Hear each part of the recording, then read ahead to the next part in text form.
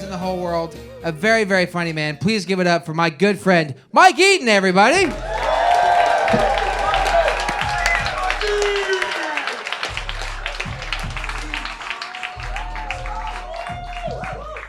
What up, Austin? How are we? Hell yeah, let's have some fun, dude. I am stoned. It's a lot. I just flew back from California today. I brought a whole bunch of weed with me. It's so easy to travel with, I'm kind of worried. Like, too easy, man. What is TSA doing? They're really bad at their jobs. Are they high? It's crazy. I just put like an ounce in my backpack and just went right through. No problems. Didn't even stop me. The lady behind me, toothpaste, almost shot her. It's like, bitch, you should have brought weed. My other key to traveling with drugs, because I've been doing it for a while, and I'll share it with you. When you want to travel with a bunch of drugs on a major airline, big tip, travel with a butt plug in. Because here's the deal. Here's the deal. You're going to go to the airport. You're going to get up. They're like, is there anything in your pockets? And you go, maybe. You know? What kind of pocket? You know? And then you get up in that machine and they're like, brrr, right? And they go, sir, is there a heart in your asshole? And they never know what's in your backpack. So, not in jail. It's working pretty good. Feels great. Explore yourself. Have fun.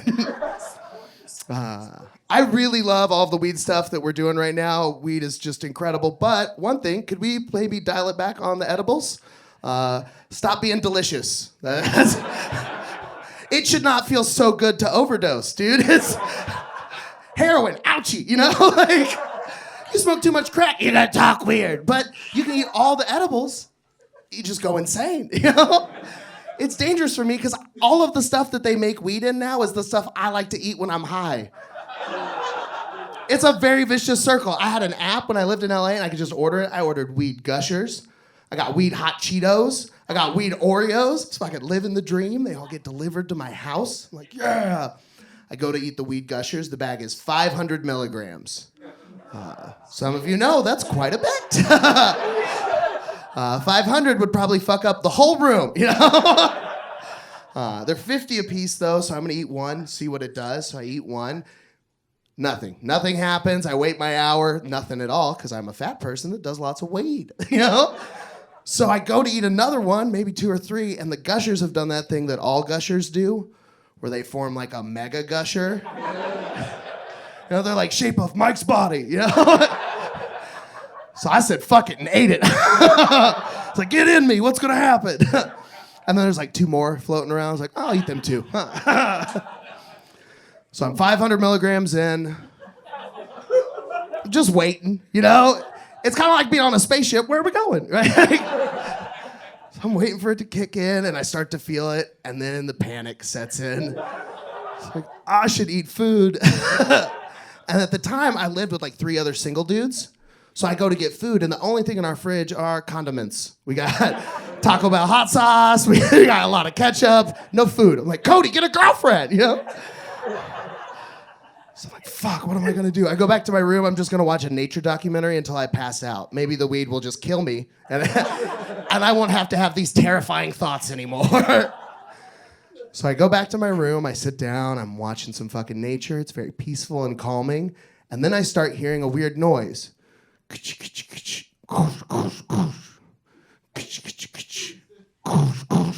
like, what the fuck is that?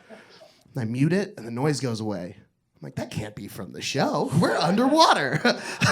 What's happening? So I start it again, and I wait, and the noise comes back. And I'm looking around, and I realize it's my hand in the Cheetos bag.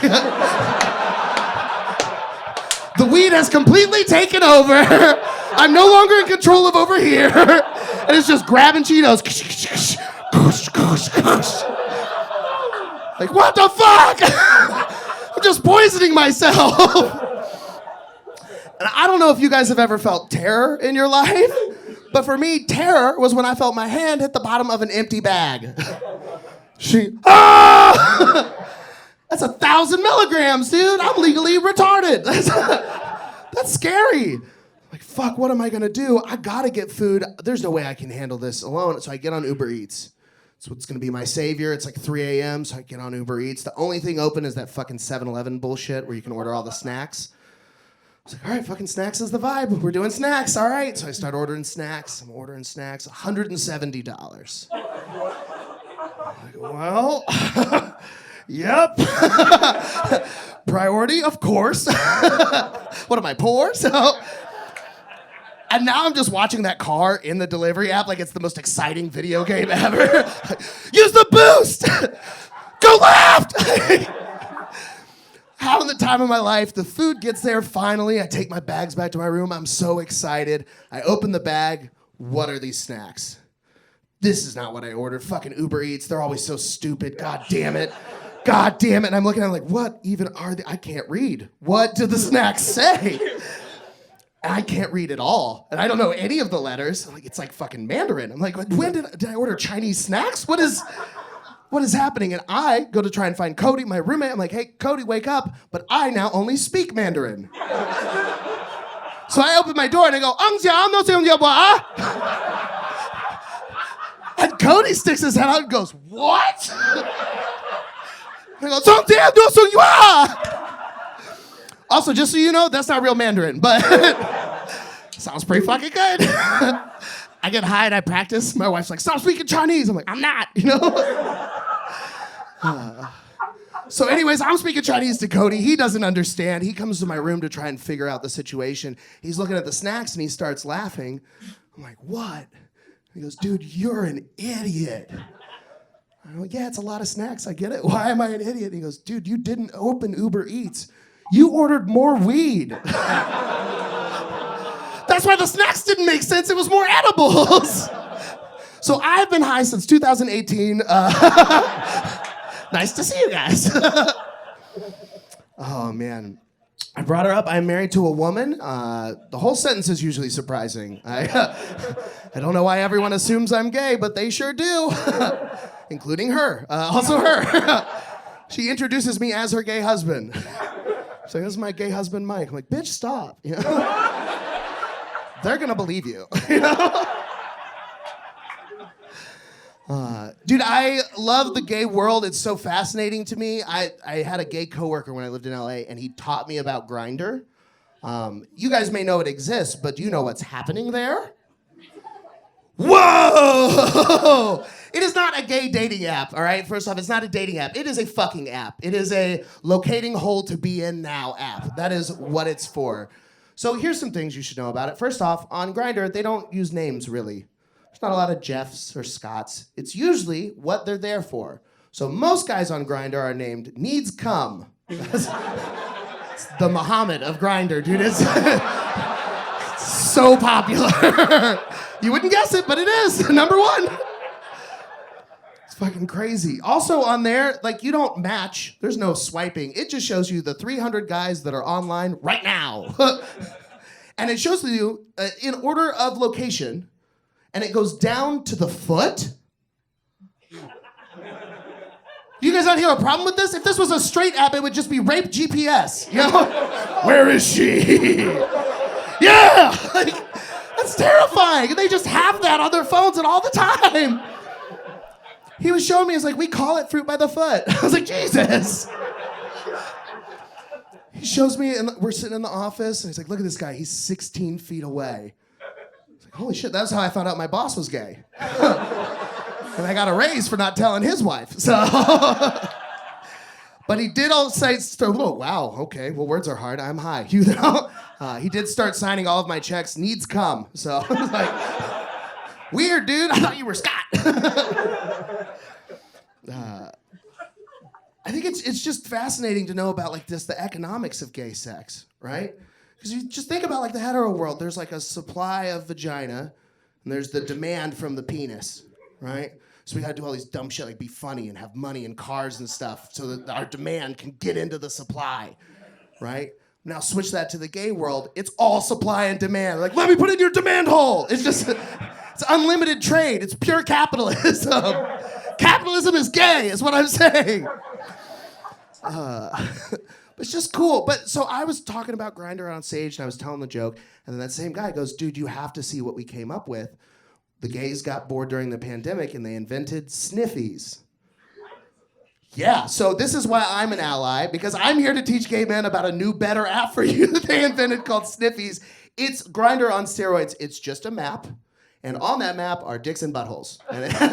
And you just pick what you want, and you go to it. And that's on there for you. And I've been telling all my gay friends about it, and they're like, why do you know? Like, I'm an ally. I also spend a lot of time in gay bars. My wife is a lot hotter than me, and I like to take her to gay bars so I don't have to play defense. No dude's trying to fuck my wife at the gay bar. It's pretty cool. They're barely even trying to fuck me. It's pretty cool. Music's better. It's a good time. I really love going to Barb's in Austin. It's a fun night. Tuesdays are great. They're intense, but I like them. The last time I was there, though, it's a very strange interaction. So I'm at the bar trying to get free drinks. Being cute. What's up? Good music. And a dude that's dressed really nice walks up to me and he goes, hey man, I bet you $20 I can throw this playing card further than you. It's like, okay. There's a lot of dudes in thongs to be throwing around playing cards, but whatever vibe you want, dude. Yeah, let's do it. Other thing about me, I'm a little bit on the spectrum, and I love throwing playing cards. You know, some of us do train facts. Some know all the presidents. I go, pa-cha! You know, just real good at it. Got bored.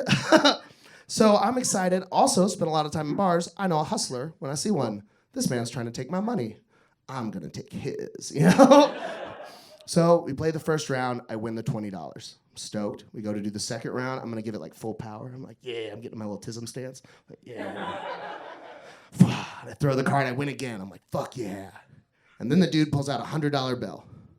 There's one more game. And all the bells in my head are like, fucking scam, dude. He's gonna take your money. This is not gonna be good. But also, I have the heart of the cards. You know? I'm like, I'm the best. I will win. So I get down and I'm like by the DJ booth at the end of the dance floor and I'm like, all right. And I almost killed Glitterous. Like it just flies through the room. It hits the back of the bar. I'm like, yeah, fucking yeah, let's do it. And then he drops his playing card, hands me the $100 bill and goes, how much more to fuck you? Wow.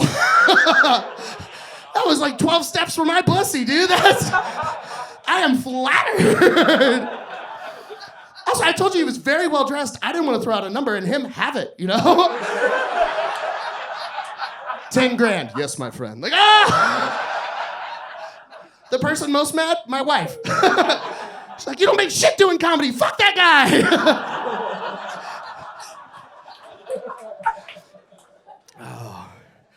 Man, I love my wife very much. She's a very cool lady. She does have some quirks, though. She does do some things that drive me bonkers. Top of that list, never finishes a beer. What the fuck? She gets down to like the last 10% of her drink and just leaves it. Which, as an alcoholic, I find disrespectful, you know? There's sober people out there. Appreciate what you've got, you know? She always hits me with the same bullshit reasoning. Mike, the last 10% of your drink is backwash. Okay. Every time you suck my dick, the backwash, right off it. Why are you mad? Because it tastes like Lone Star. You know what I'm saying? Oh, you wanted White Claw? Black cherry does taste bigger. Yikes. She's awesome. I love her. We met during the pandemic. We got married super fast. It was 64 days after we met. People, yeah, well, I was right. A lot of people, that's the same reaction every time. They're like, holy shit, how did you know so fast? It was really easy. It was the first time that she ate my ass from behind. I knew, right then and there. Is that how you knew too? Hell yeah! Behind every happy relationship, there's a woman behind a man. That's all. It's the perfect test, because here's the deal. What are relationships about? Vulnerability and communication, right? Well, for me, as a guy, this is very vulnerable, okay? I don't know what back here looks like, all right?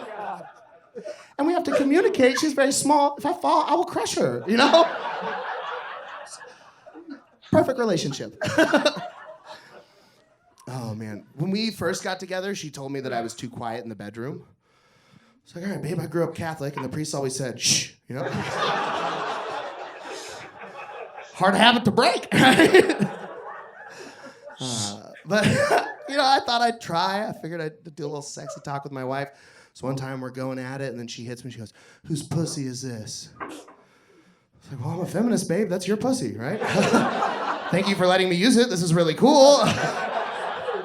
She goes, Mike. I'm like, all right, I got a pussy. It's my pussy, you know? It's not going to help with that gay shit, though. We keep going, surprisingly, right? And we're going a little bit longer, and she goes, whose dick is that? All questions? This is why I don't talk. I'm trying to do a good job right now. I just found your clit. Like, you're throwing me off with this fucking Jeopardy shit, dog. Whose dick is that? I don't know. I'm doing the math. Fucking, I can't have all the genitals. That's your dick. It's your dick. You are the proud owner of a penis. It comes with a raise. Enjoy. Like, fuck. And then I was like, you know what? I shouldn't be so ridiculous. Stop being funny everywhere you are. This is your wife. Have a sensual moment. Be with her. So I leaned in real close and I whispered in her ear, your dick feels so good in my pussy. And now I don't gotta talk no more.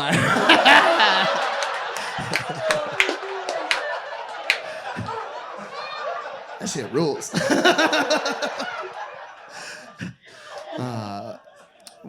We did long distance for a little bit, and so she had this great idea to make a sex tape. Bad bitch, why I married her, you know? And then one night she FaceTimes me, and she's all drunk. She goes, Mike, don't be mad, but I showed our video to some of my friends. Are they mad? Like, God, dude, I sweat a lot. Why would you show someone?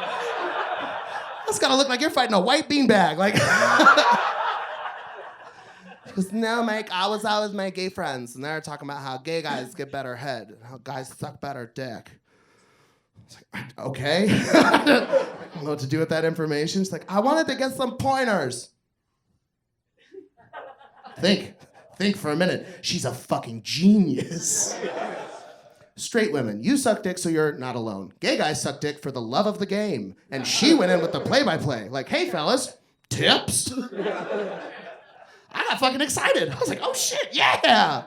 What did they say? He goes, well, my friend Jordan said you have a small dick.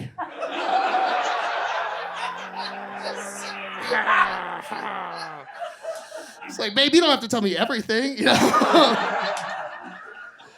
She goes, no, Mike, I love your small dick. I remember, babe, I have the pussy. It's your small dick, so you deal with it. Was the raise worth it? Oh, man. Like I said, I love drugs. I did have to stop doing so much Xanax because it's too good. It's dangerous, the confidence that it gives me. Also, if I take Xanax and drink, I unlock secret scavenger hunts.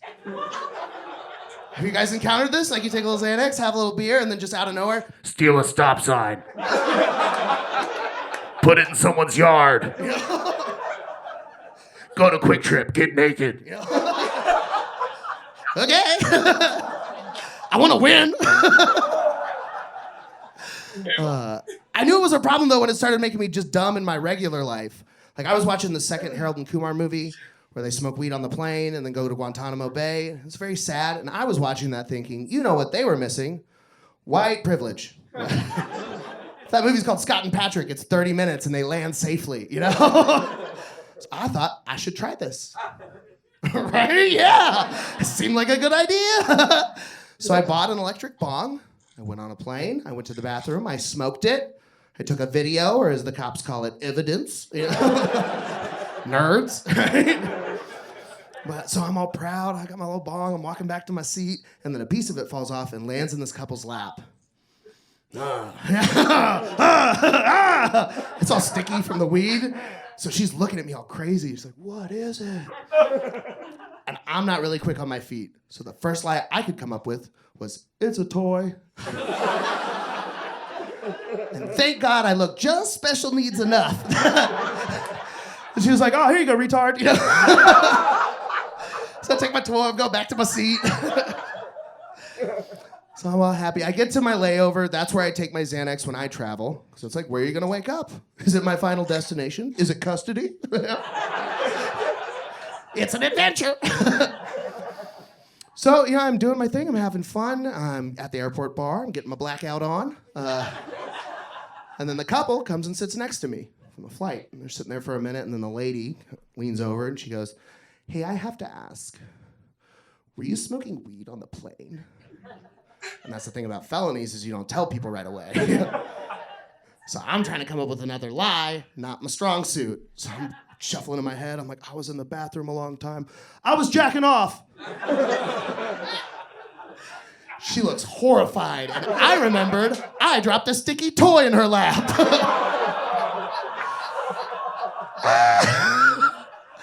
It's like, backpedal, backpedal, backpedal. No, sorry, it was weed, it was weed. It was weed. She's just looking at me like crazy, and she goes, that's so stupid. You're not worried about getting arrested or fired from your job. I was like, I'm probably gonna talk about it at work. She goes, what the fuck do you do? I was like, well, I'm a stand-up comedian. And people always say the same shit when I tell them. They're like, oh, are you in anything I would have seen you in? So I just tell strangers, I'm on Netflix. Type in Mike Eaton on Netflix, you'll find me. You won't. I don't even have it. I use a friend's. But but you know how sometimes you type in the names of movies and they're not there, right? That ever happened to you on Netflix? Well, if you keep typing in my name, someone at Netflix will be like, we gotta add this to the catalog. Then I get $1 million. So, marketing. So I tell my lie, we go our separate ways, everything's great. I remember, as I'm landing in Austin from this flight, the blackout's taking hold. It's it's really getting me. It's like an anaconda, it just keeps tightening and tightening. And then eventually, you're better, So I'm, doing that. I get to the rental car counter. And I walk in, and the one in Austin is like a big arena. It's like a big circle. So I walk to the middle, and I said, who has the fanciest car? And some poor dude making minimum wage at Alamo is just like, I got a Camaro. And my last conscious thought before just the anaconda takes me was, oh man, be responsible. Get full coverage. It's $20, wreck the shit out of the car, they bring you a new one. If you don't wreck it, you wasted $20. Don't be dumb, So I leave this earth for the night. I wake up the next morning from the blackout, and my ass hurts. Never good, right, ladies? Did I have a black in?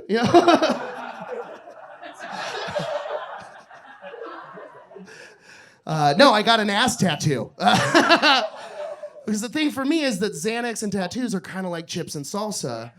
Can't seem to do one without the other. The first time it happened, I was in Portland, and I woke up with this snake on my hand, and it says, I've made him a snake. But forever. I have so many tattoos I wake up with what were you thinking, dude? It's just like a weird game of Memento, except I have cheesy puns on my body I gotta figure out. Why is there a big donut that says Carpe Donut? You're fat and you like Latin? What's going on? But this one, it's my whole right ass cheek. I'm like, what the fuck is this? And it makes no sense. No sense whatsoever. So I'm looking through my phone, trying to figure out where I was. The only thing I have to go off of is bank statements. I figure out where I used my debit card. And I was down on Dirty Six at one of those tattoo parlors, which I swore I wouldn't go to. And I walk into this place after I find it, and everyone goes, Mike!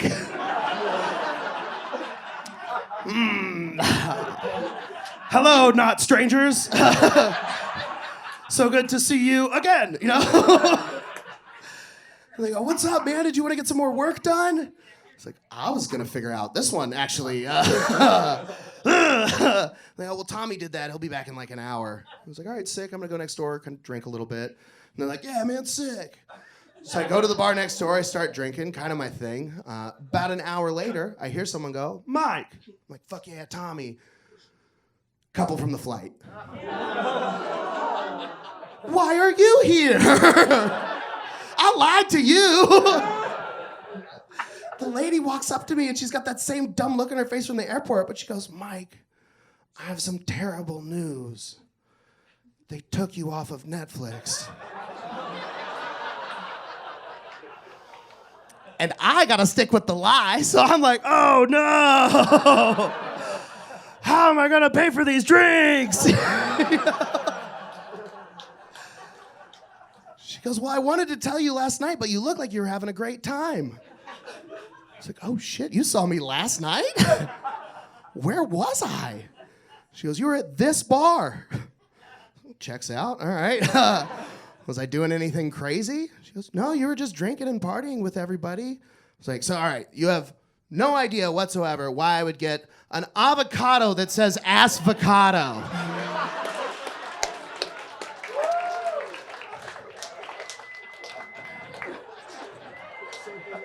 She said, no, Mike, but I think I know why they took you off of Netflix. You have a drug problem. Hey, I've been Mike Eaton. Thank you guys so much.